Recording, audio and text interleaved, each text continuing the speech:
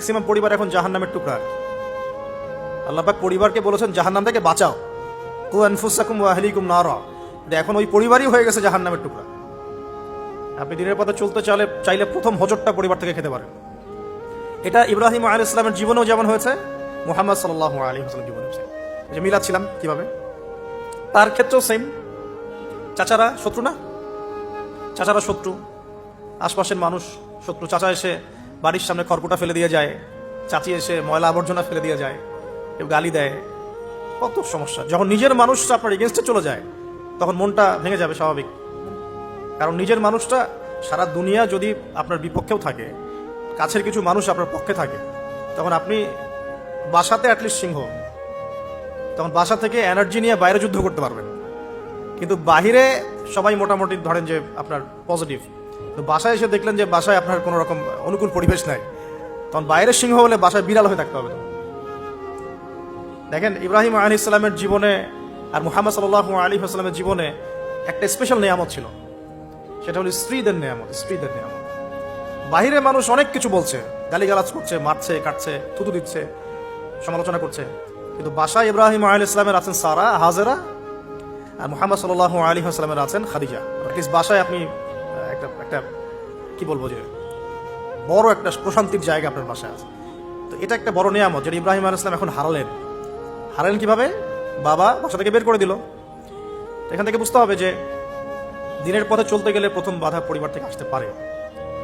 তাই বলে তাদের সাথে কোনো রকমের দ্বন্দ্ব সংঘাতে যাওয়া যাবে না। সালামুন আলাইক, সালামুন আলাইক, তোমাদের উপর শান্তি বর্ষিত হোক। ইব্রাহিম বলছেন সালামুন আলাইক, হে বাবা আপনার উপর শান্তি বর্ষিত হোক।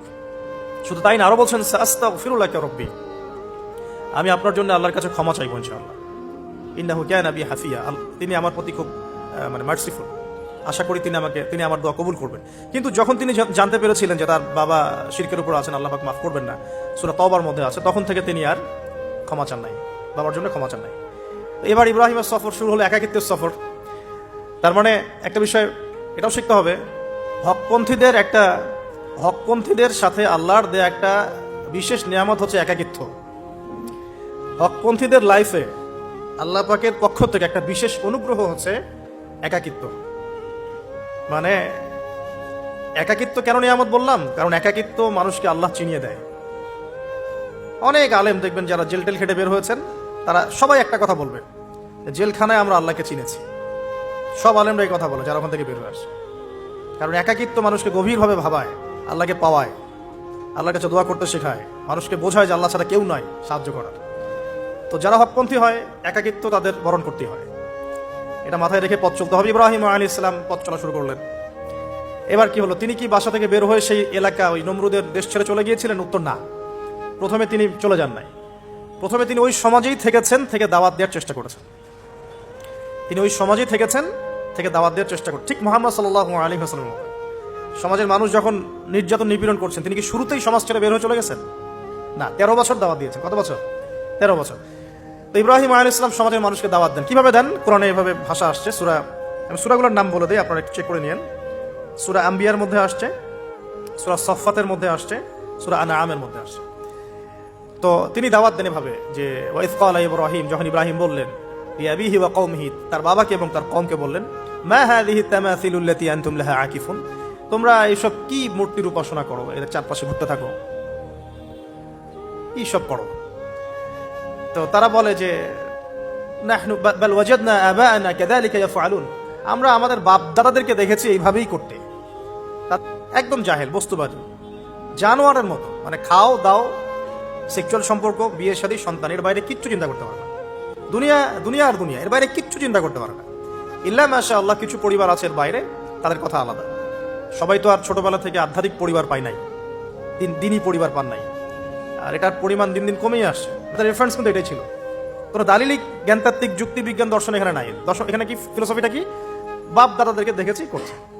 তো এটা দিয়ে আবার অনেক সময় বাংলাদেশে আবার একটা ট্রেন্ড চালু করা হয়েছে যে তোমরা দীর্ঘদিন 1200 বছর থেকে যে ইসলামটা ফলো করে আসছো ওটা ভুয়া, আমরা যেটা নতুন মডারেশন দিচ্ছি এটাই সঠিক। এই দলিল সেম না।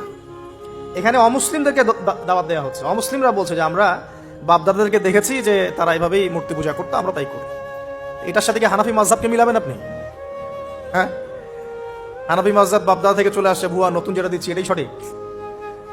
আস্তাগফিরুল্লাহ। তো আমরা হাত চেঞ্জ করাকে এখন মনে করি হিন্দু থেকে মুসলমান হইলাম মনে হয়, হাত বদল করাটাকে মনে হয় যে হিন্দু থেকে মুসলমান হয়েছি মনে হয়।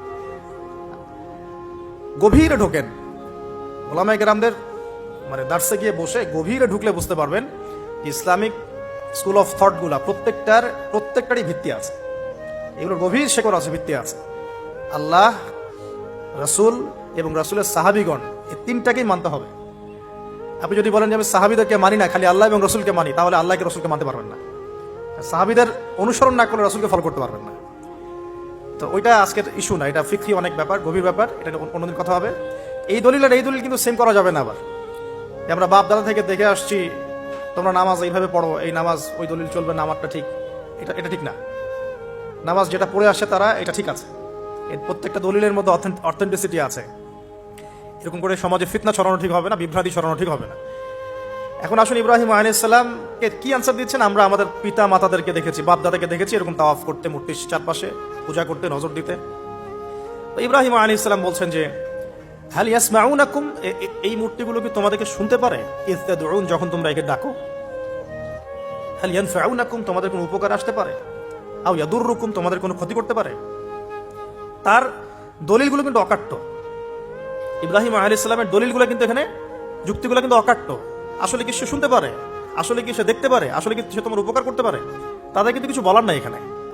তারা বলছে বাল ওয়াজাদনা আবানা কাযালিকা ইয়াফআলুন, আমাদের পিতা মাতা বাপ দাদাদেরকে দেখেছি এইভাবেই করতে। ইব্রাহিম আলাইহিস সালাম বলছেন যে ইন্নাকুম আনতুম লাফি দালালিম মুবিন, তোমরা তো সুস্পষ্ট বিভ্রান্তির মধ্যে আছো। তাহলে তো এরকম আরো অনেক আয়াত আছে সূরা সাফফাতের মধ্যেও, ওয়া ইন্না মিন শিআতিহি লা ইব্রাহিম ইয জাআ রাব্বাহু বিকলবিন সালিম ইয ক্বালা লিআবিহি ওয়া কওমিহি মাযা তা'বুদুন, তোমরা কিসের ইবাদত করো? আইফকান আলিহাতান দুনাল্লাহি তুরিদুন, তোমরা কি আল্লাহ সম্পর্কে মিথ্যা আরোপ করতে চাচ্ছ? ফামা যান্নুকুম বিরাব্বিল আলামিন, আল্লাহ রাব্বুল আলামিন সম্পর্কে তোমাদের কি ধারণা? এভাবে তিনি তার কওমকে দাওয়াত দিতে লাগলেন। তাদের কওমের দলিল একটাই ছিল, বাপ দাদাদেরকে দেখেছি এভাবে মূর্তি পূজা করতে, তাই করি। সনাতন, এটা ছিল কি? সনাতন থটস। অথচ সর্বপ্রথম এটা শুরু হয় কোন নবীর আমল থেকে? নূহ আলাইহিস সালাম। নূহ আলাইহিস সালামের যুগের মানুষ সর্বপ্রথম এই মূর্তি পূজা শিরক করেছে। এর আগে মূর্তি পূজা ওয়ার্ল্ডে ছিল না, নূহ আলাইহিস সালামের যুগ থেকে শুরু হয়েছে। তাহলে এটাকে আমরা সর্বোচ্চ পর্যায়ে সনাতন বলতে পারি না। তারও আগে যে সময় চলে গেছে, ওই সময় মানুষ তাওহীদপন্থী ছিল। আদম আলাইহিস সালামের যুগে তখন মানুষ এই কাজ করতো না। শুরুটা কেমন করে হলো? ভালো উদ্দেশ্যে শুরু হয়েছিল, ভালো মনে করে। কেমন? যে মানুষ এরকম চিন্তা করে নিয়েছিল যে এই মানুষগুলো লাত, উজ্জা, হবল, ইয়াগুস, ইয়াউক, নাসর, ইয়াগুস, ইয়াউক, নাসর, এই ভালো মানুষগুলো আল্লাহর খুব নেককার বান্দা ছিলেন। তাদের স্ট্যাচু তৈরি করা যায়, তৈরি করলে কি হবে? এগুলোকে দেখলে আমাদের আগ্রহ জন্মাবে ইবাদত করার ব্যাপারে। এটা ছিল ওদের থটস। শয়তান এভাবেই তাদেরকে ইনফ্লুয়েন্স করেছিল আর তারা তাই করলো। এই জেনারেশনটা যখন মারা গেল, পরের জেনারেশন যখন আসলো, তখন শয়তান ওদেরকে বোঝালো, ধরেন 100-200 বছর পরে বোঝালো যে ওরা খুব ভালো মানুষ ছিল, ওদের মূর্তিকে মসজিদের বাইরে না রেখে ভিতরে ঢুকিয়ে ফেলো, তাদেরকে সিজদা করতে হবে না, ভিতরে ঢুকিয়ে ফেলো, ইবাদতে মনোযোগ আসবে। পরের জেনারেশন এই কাজটাই করলো।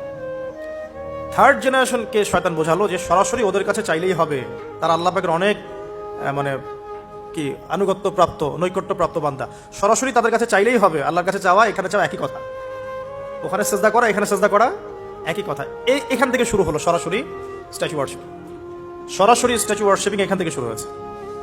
তো আমরা আমাদের হিন্দু ভাই বোন যারা আছেন, আমাদের আশপাশে অমুসলিম ভাই বোন, তাদের প্রতি সম্মান রেখেই এই হিস্ট্রিগুলো পড়তে বলবো আর কি, এবং যুক্তি দর্শনগুলো খুঁজতে বলবো। আসলে কি তারা শুনতে পায়? আসলে কি সে আমার কোনো উপকার করতে পারে? আসলে কি সে আমার কোনো ক্ষতি করতে পারে? আসলে কি সে সৃষ্টিকর্তার প্রতিমূর্তি হতে পারে কিনা? তো আমরা এটা আহ্বান জানাবো, আমরা কারো ধর্মীয় অনুভূতিতে আঘাত করব না। ইসলাম আমাদেরকে এটা শিখায় না। ইসলাম এটা শিখায় যে মানুষকে হিকমার সাথে, প্রজ্ঞার সাথে দাওয়াত দেয়া, যাতে করে তারা জাহান্নামের রাস্তা থেকে ফিরে আসতে পারে ইনশাআল্লাহ। এখন আসুন, আরো একটা দাওয়াত ইব্রাহিম আলাইহিস সালাম তার কওমকে দিলেন। সেটা কি? এবার এখানে সমাজের মানুষের সাথে ওই সমাজের ধর্ম নেতারাও ছিল। সমাজে কিন্তু কয়েক শ্রেণীর মানুষ থাকে, মানে সামাজিক নেতা, ধর্মনেতা, রাষ্ট্রনেতা। তো রাষ্ট্রনেতা পর্যায়ে এখনো ইব্রাহিম আসলাম যান নাই, এখন সমাজ নেতা আর ধর্মনেতা চলছে আর কি। এবার ধর্মনেতা আসলো, এসে ধর্মনেতারা তাকে বোঝানোর চেষ্টা করলো যে এই আসমানের তারা, চাঁদ, সূর্য, প্রকৃতি, গাছপালা, এগুলোও ইলাহ, এগুলোর ইবাদত করা যায়। এই ঘটনা আল্লাহ রাব্বুল আলামিন সূরা আনআমের মধ্যে বলেছেন। তো ইব্রাহিম আলাইহিস সালামকে তারা দেখাচ্ছে